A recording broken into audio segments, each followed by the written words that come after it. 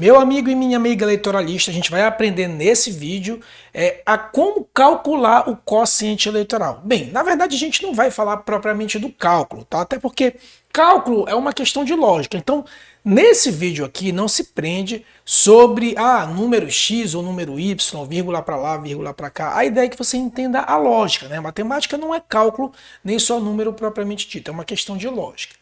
Bem, primeira coisa que a gente tem que ter em mente é que o sistema proporcional, diferente do majoritário, então vereadores, deputado federal, deputado estadual, deputado distrital, agora para as eleições de 24 apenas vereadores, a gente tem dois parâmetros para saber se determinado candidato barra partido alcançou aquela vaga lá no parlamento. Primeiro, a gente tem que olhar a votação do partido, então a gente vai somar toda a votação do partido e em seguida a gente vai olhar o desempenho individual daquele candidato que pode ocupar a vaga do partido.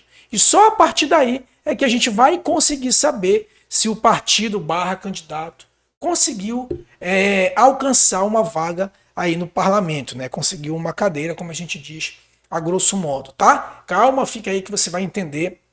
Primeiro, tenha em mente aí a teoria sobre o sistema proporcional. Bem, depois que a gente fizer esse balanço, né, saber quantos votos o candidato teve e qual foi o desempenho individual do candidato, a gente vai seguir três fases. A gente vai voltar a falar nela, mas só para que você já tenha em mente. Bem, na primeira fase, o candidato tem que conquistar 100% do quociente eleitoral, a gente vai entender que isso aqui a gente vai fazer o cálculo, e ter em suas fileiras, o partido tem que alcançar 100% do quociente eleitoral e ter em suas fileiras um candidato, pelo menos, né, na proporção de quantas vagas o partido alcançar, que tenha 10% do quociente eleitoral.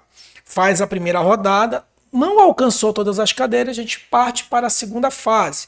Na segunda fase, o partido, para ser elegível a essa concorrência, tem que ter 80% do quociente eleitoral e o candidato tem que ter 20% do quociente eleitoral.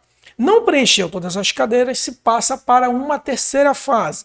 Nessa terceira fase, nem o partido, nem o candidato precisam ter uma certa porcentagem em relação ao quociente eleitoral. Ou seja, a terceira fase, a distribuição de cadeiras é livre, tá? Bem, mas o ponto central disso aqui chama-se quociente eleitoral, né? Professor, o que seria ali um quociente eleitoral? A grosso modo, o quociente eleitoral é o número de votos que um partido tem que ter para alcançar uma cadeira no parlamento. Eu sempre trago aqui como uma questão didática, né, lembrando lá o cálculo lá do professor Chiquinho de matemática. O quociente eleitoral ele funciona mais ou menos como se fosse uma pizza, né? Então, imagina essa pizza que está aí na tela para vocês.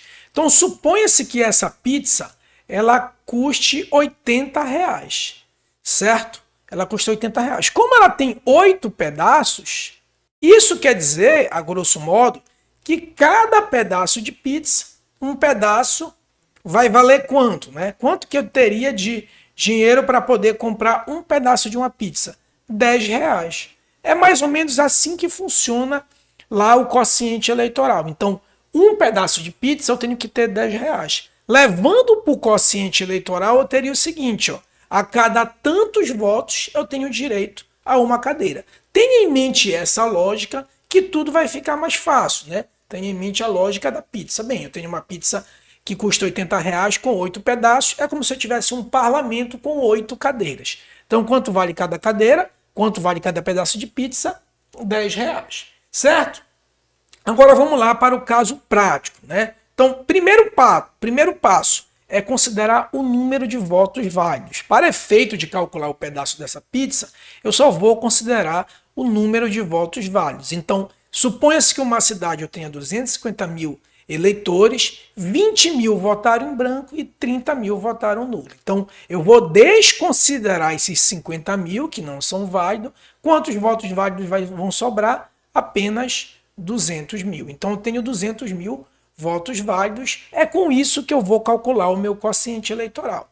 Então eu pego lá, divido 200 mil votos válidos pela quantidade de cadeiras ou pela quantidade de fatias de pizzas que tem naquele parlamento. No nosso caso aqui, quanto vai valer cada cadeira? 200 mil dividindo por 50 cadeiras, eu teria ali 4.000 votos. Ou seja, cada cadeira vai valer 4.000 votos. Então, fiz 8.000 votos, tenho direito a 2 cadeiras. Fiz 12.000 votos, tenho direito a 3 cadeiras. Fiz 16.000 votos, tenho direito a 4 cadeiras. E assim sucessivamente. Claro que na prática a votação não é tão redonda assim, mas lembra, a nossa ideia aqui não é calcular. A nossa ideia aqui é te mostrar a lógica. Então vamos lá para a lógica. Só que lembra que a gente falou que primeiro eu veria o desempenho coletivo do partido e depois olharia para o candidato? Agora eu vou olhar para o candidato. Bem, para que ele possa concorrer na primeira fase, ele tem que ter 10% do quociente eleitoral, ou seja, na primeira rodada ele tem que ter 400 votos. Na segunda rodada ele tem que ter 800 votos, que são os 80% do quociente eleitoral, certo? E com isso sim, aí a gente consegue voltar lá a chamada as chamadas 3 fases aí da distribuição de cadeiras, tá? Então, na primeira fase, lembrando lá que a gente falou, 100% do quociente eleitoral, 10% para o candidato. Na segunda fase, 80% para o partido, 20% para o candidato. E na terceira fase, a distribuição é livre. Vamos ver um exemplo concreto disso aqui? Bem, a gente já calculou que o nosso quociente eleitoral, já vimos que é 4.000, né? Então, 4.000 votos, eu teria que ter 4.000 votos para alcançar um pedaço de pizza. Então, na primeira fase, o partido A, que teve 14.000 votos, ele vai participar? Vai participar. Então, o partido A, na primeira fase, vai participar. O partido B, que teve 9.000 votos, vai participar? Vai, porque o quociente eleitoral é 4.000.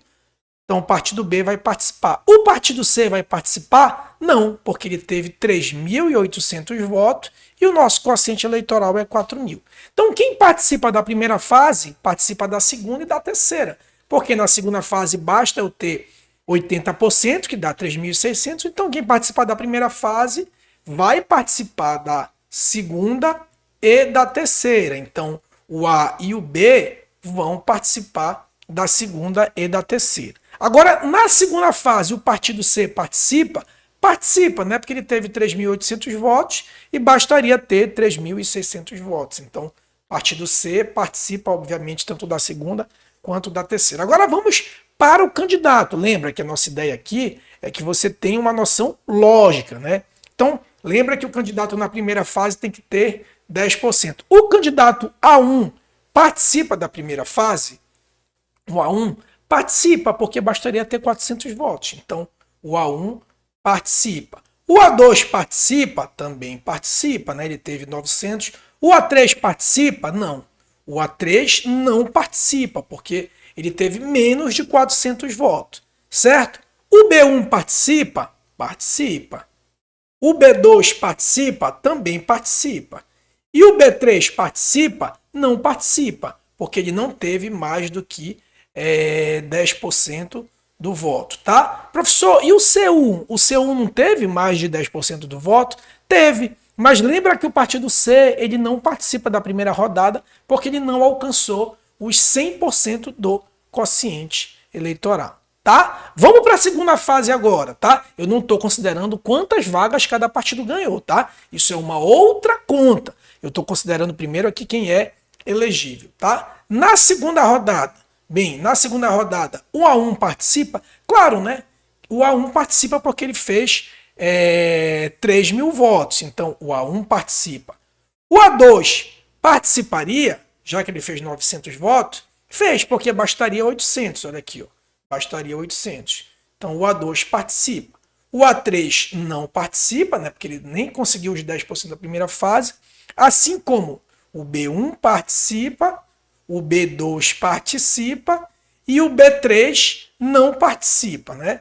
Bem, e o C? O C1 participa porque, lembra, o partido dele vai poder fazer na segunda rodada, então o C1 também participa. O C2 e o C3 não participam. E na terceira fase, ela seria livre. Então, reparem, meus amigos, que a ideia aqui é a gente ter em mente quem participa considerando cada fase. Então, na primeira fase, 100/10, 100% para o partido, 10% para o candidato. Segunda fase, 80% para o partido e 20% para o candidato. E a terceira fase é livre. Agora, como a quantidade, né? Qual seria a quantidade de cadeira para cada partido.